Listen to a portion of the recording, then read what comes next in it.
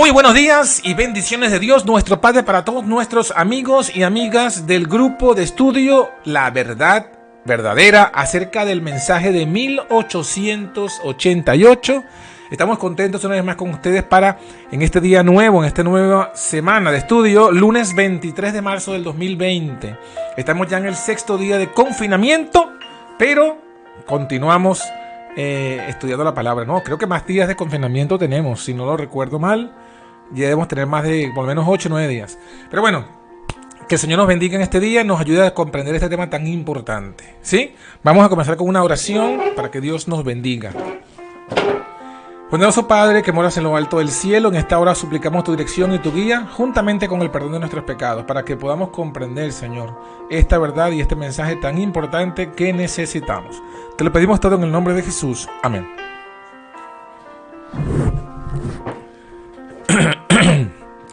Muy bien, mis hermanos, el verdadero mensaje de 1888 y la clase de hoy, adivinen cuál es. Lo que todo adventista debe saber acerca de los 3 oficios de Cristo. Así es, esa es la clase de hoy. Vamos a estudiar los 3 oficios de Cristo y vamos a ver lo importante que es esto para nuestra salvación. Así que pues, comencemos. Los 3 oficios de Cristo. Vamos a recordar lo que fue una cita de lo que hemos venido diciendo pues desde que comenzamos esta serie nueva de estudios. Y es lo importante del mensaje que Dios envió en su misericordia a su pueblo. Pero lo envió por medio de 2 pastores. Los pastores, como tenemos allí en la pantalla, Waggoner y Jones. ¿Cuál era el objetivo del mensaje? Ya lo estudiamos. Presentar ante el mundo en forma más destacada al sublime Salvador. También presentaba la justificación por la fe. Invitaba a recibir la justicia de Cristo, que se manifiesta en la obediencia a los mandamientos. Pero miren lo que dice allí en rojo. Muchos habían perdido de vista a Jesús. ¿Y qué se necesitaba? Dirigir sus ojos, dice allí en lo que está en amarillo después, dirigir sus ojos a su divina persona. Por eso es que el mensaje tenía como objetivo presentar en forma más destacada al sublime Salvador. Y recordando también otra cosa que estudiamos, es un texto que nos mencionó Waggoner en su libro El Cristo su Justicia, es este, 2 Corintios 3:18, que nos dice: por tanto nosotros todos nosotros, sin excepción de ninguno, mirando a cara descubierta como en un espejo la gloria del Señor. Debemos mirar a cara descubierta la gloria del Señor. ¿Por qué? Dice allí, porque somos transformados de gloria en gloria. Es decir, a medida que contemplemos a Cristo, seremos transformados. Pero si contemplamos al verdadero Cristo, porque también Jesús nos advirtió que habrían falsos cristos. Y de acuerdo a lo que contemplemos, seremos entonces ¿qué? Transformados a semejanza de lo que contemplemos. Muy bien, entonces el apóstol Pablo, sabiendo estas cosas, también habíamos leído, se propuso. Me propuse, ahí está en 1 Corintios 2:2, lo tienen en pantalla. Me propuse no saber algo más entre vosotros. No sé nada más, sino de Cristo, la persona de Cristo y de Cristo crucificado. Solo 2 temas. 2 temas. Cristo en su persona y Cristo crucificado. Ese debe ser el todo de la predicación del verdadero mensajero del Señor. Entonces, en ese contexto, nos preguntábamos, ¿no? ¿Cómo debemos considerar a Cristo? Preguntaba Waggoner en su primer capítulo del libro. Y la respuesta era un texto bíblico, Lucas 10:22, donde dice que todas las cosas le son entregadas por su Padre, dijo Jesús. Y nadie sabe quién sea el Hijo, sino el Padre, y a quién lo revele. O sea, no podemos contemplar a Cristo, sino como está revelado por el Padre en las Escrituras. Sí, no hay otra forma, no podemos hacernos una imaginación de cómo pudo haber sido Cristo. Y hay gente que hace libros. Por ejemplo, recuerdo ahorita un libro que yo leía mucho, que me gustaba mucho cuando no era todavía adventista. Y era el libro de Caballo de Troya. Es un libro que hablaba de viaje en el tiempo hacia el pasado, y justamente viajaba hacia la historia de Cristo.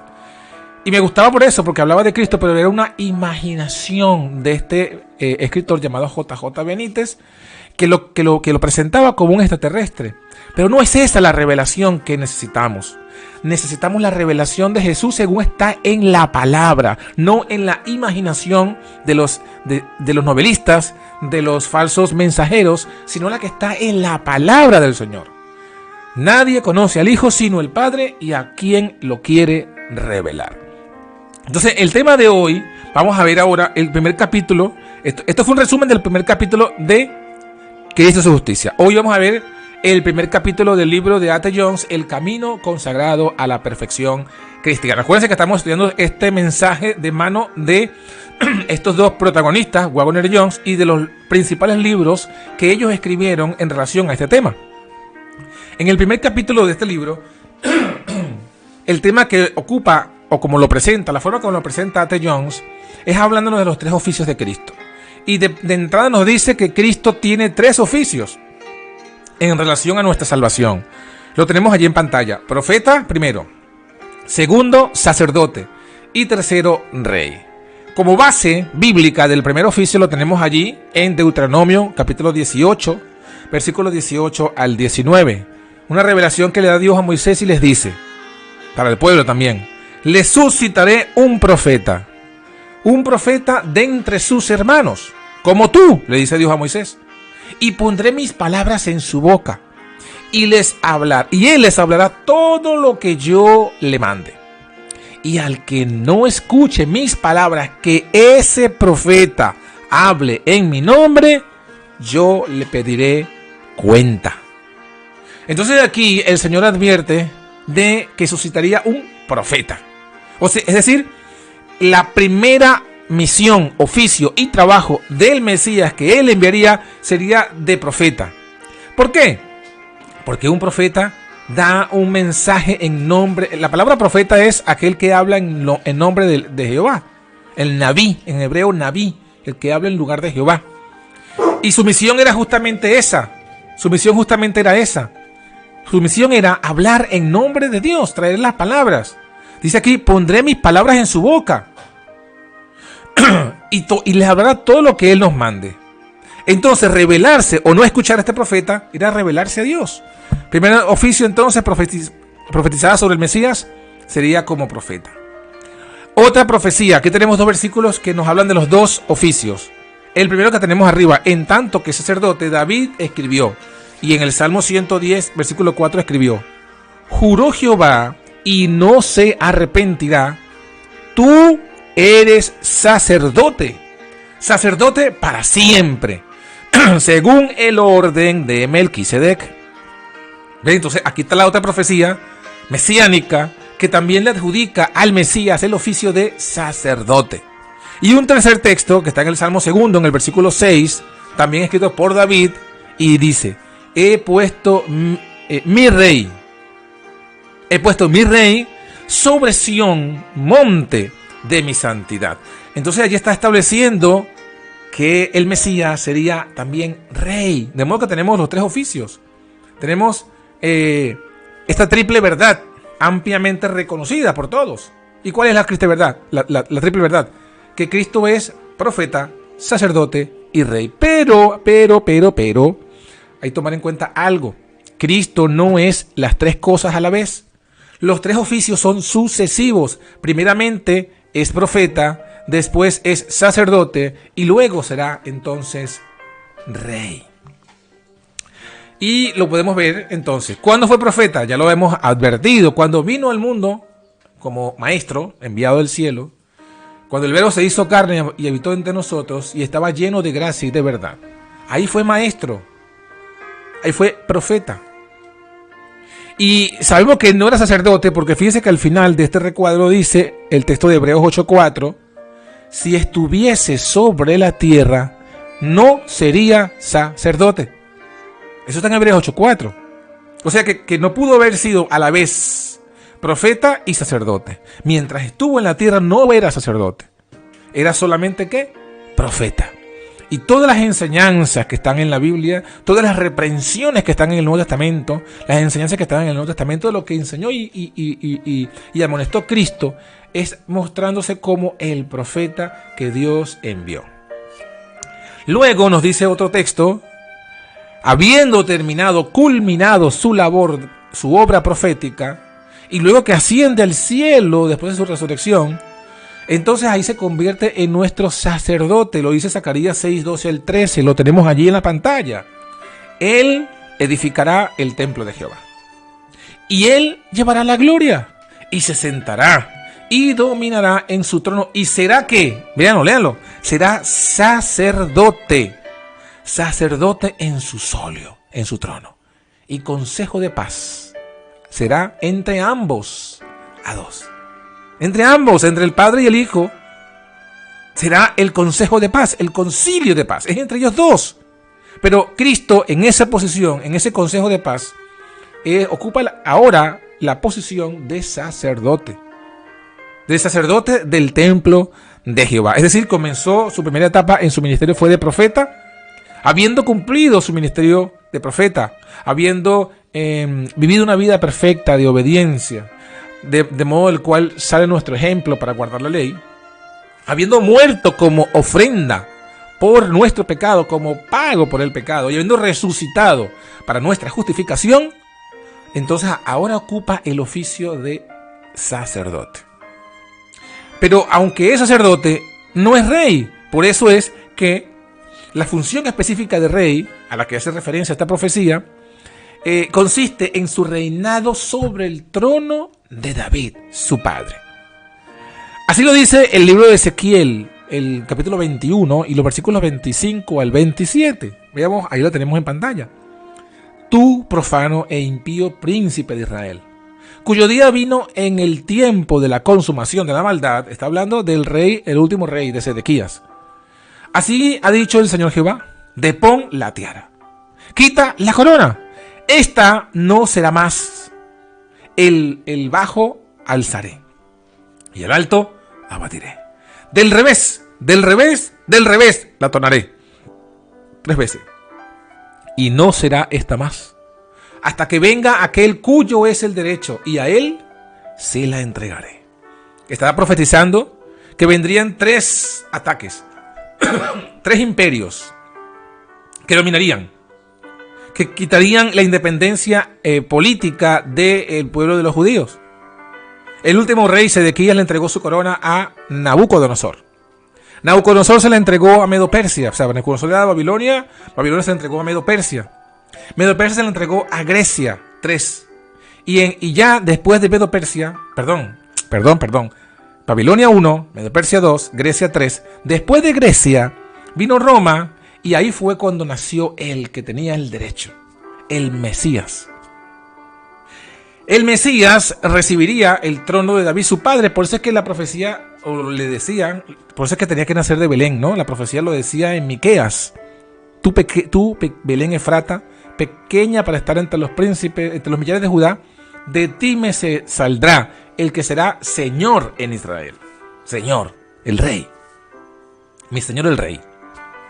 ¿Y quién es este? Aquel cuyos sus orígenes son desde los días de la eternidad.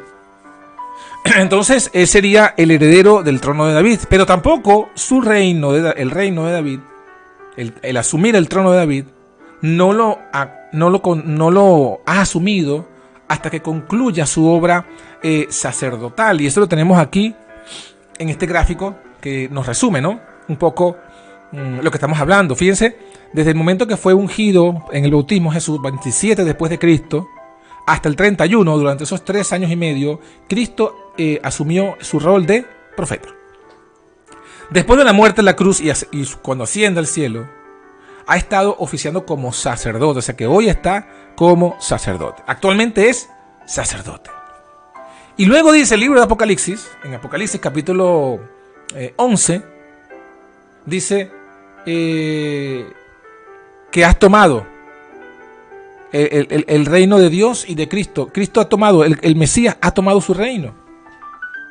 Oí una voz del cielo que decía estas cosas, que el Mesías ha tomado los reinos del mundo. Es lo que dice la profecía de Daniel 2. Cuando viene la piedra y golpea en los pies de la estatua, y de esa piedra se hace un gran monte que llena toda la tierra. Es el reino de Cristo. Es cuando Dios instaurará el reino de los cielos.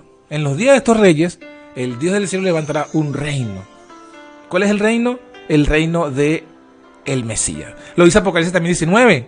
En la segunda venida tiene en su muslo un nombre escrito: Rey de Reyes y Señor de Señores. De modo que estos tres oficios no son simultáneos. Primero fue el de profeta, ahora es de sacerdote, y cuando venga en la segunda venida comenzará su rey, su tiempo, su oficio de rey. Esos son los tres oficios de Cristo. De modo que hoy tenemos que buscarlo como lo que es, como sacerdote. Viendo hacia el pasado, como profeta fue, sus enseñanzas, su ejemplo, su vida, como cordero que fue, que pagó nuestros pecados en la cruz, pero ahora tenemos que verlo como sacerdote, que está intercediendo por nosotros en el cielo. Y con la esperanza de que pronto va a asumir su reino. Y que seremos, si somos fieles, seremos súbditos de su reino. Estaremos por la eternidad reinando con Cristo. Apocalipsis 20 nos dice que los que fueron vencedores de la bestia y de su imagen, volvieron a vivir y reinarán con Cristo 1000 años. Así que, mis hermanos, esto fue el estudio de hoy, los tres oficios de Cristo, como profeta, como sacerdote y como rey. Fue el primer capítulo del libro El Camino Consagrado de la Perfección Cristiana de A.T. Jones, colocándonos pues las bases de todo lo que vamos ahora a estudiar durante estas clases subsiguientes. Vamos a estudiar quién es Cristo en su naturaleza divina, luego más adelante quién es Cristo en su naturaleza humana, todos los dos aspectos de lo que fue como profeta, ¿no? Como profeta, era un profeta porque fue de la naturaleza humana y era el Hijo de Dios como profeta. Luego estudiaremos su aspecto de sacerdote cuando hablemos ya de la justicia de Dios, el juicio y todas estas cosas, y finalmente la justificación por la fe. Así que, mis hermanos, no se pierdan ninguno de estos estudios. Si no has hecho los anteriores, búscalo, suscríbete a nuestro canal de YouTube para que estés al tanto de todos estos estudios. Coméntanos, escríbenos, aquí tenemos nuestros teléfonos para que te puedas conectar y preguntarnos todas estas cosas. Y juntos todos poder seguir avanzando en el mensaje de esta verdad presente. Acuérdense que este es el mensaje que es el fuerte pregón y que será bendecido con la lluvia tardía. Este no es otro. Que Dios te bendiga y que tengas un feliz día. Bendiciones.